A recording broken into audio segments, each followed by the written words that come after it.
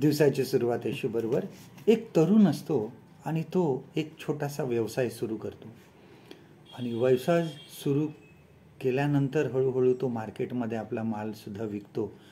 परंतु ज्यांना ज्यांना त्यांनी माल दिलेला असतो सर्वजण त्याला फसवतात आणि त्याचं खूप मोठं नुकसान होतं आणि खूप निराश होतो तो, की सारखा विचार करत राहतो की माझं कुठे चुकलं आणि तो त्या निराशेमध्येच राहतो. सर्व काही व्यवसाय बंद करून टाकतो आणि आपल्या घरामध्ये एकटाच राहत असतो, कोणाशी बोलत नाही आणि आजूबाजूच्या लोकांना थोडंसं वाईट पण वाटतं की तो मेहनती तरुण होता.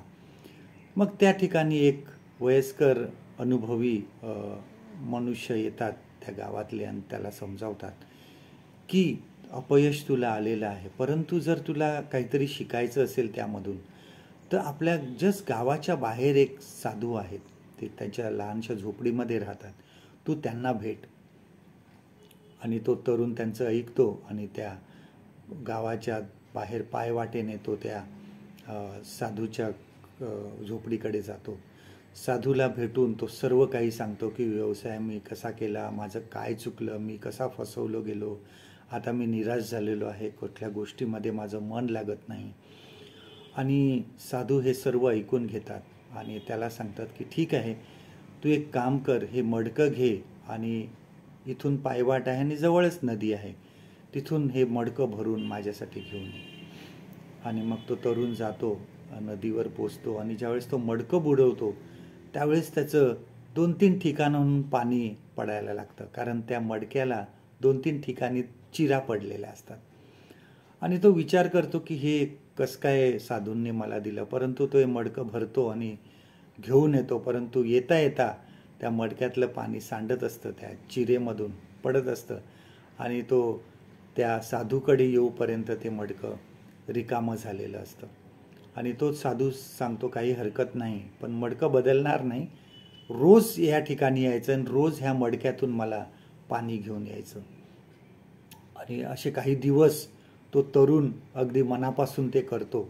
ज्या ज्या वेळेस तो यायचा त्यावेळेस प्रत्येक वेळेस ते मडकं येताना रिकामं झालेलं असायचं. असे काही दिवस गेल्यानंतर तो साधू त्याला घेऊन त्याला सांगतो की चल आपण आता नदीवर जाऊ.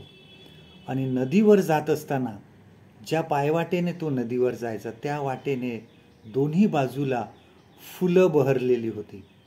फुलांची छोटी छोटी झाडं जी होती ह्याला खूप सुंदर फुलं आली होती आणि दोन्ही बाजूला सुंदर फुलांनी रस्ता तो इतका सुंदर दिसत होता.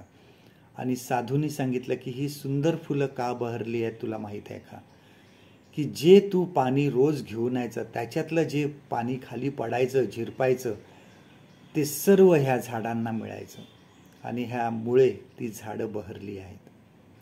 आपल्या जीवनामध्ये त्या साधूंनी सांगितलं आपल्या जीवनामध्ये बऱ्याच वेळेस या ज्या मडक्याला जे छिद्र आहेत किंवा चिरा पडल्यात हे आपल्या अपयशासारखे आहेत.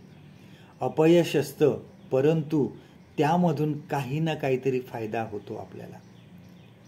जसं ह्या मडक्यातून पाणी पडून इतर रोपांना त्याचा फायदा झाला, त्याचप्रमाणे तुझं अपयशाने सुद्धा तुला काहीतरी शिकवलं आहे. ज्या चुका तू केल्यात आता त्या पुढे तू करणार नाही हे तू शिकलेलं आहे. आणि मग तो तरुण परत आला, नव्या जोमाने त्याने परत व्यवसाय सुरू केला. ज्या चुका त्याने अगोदर केल्या होत्या त्याने त्या टाळल्या आणि तो खूप यशस्वी झाला.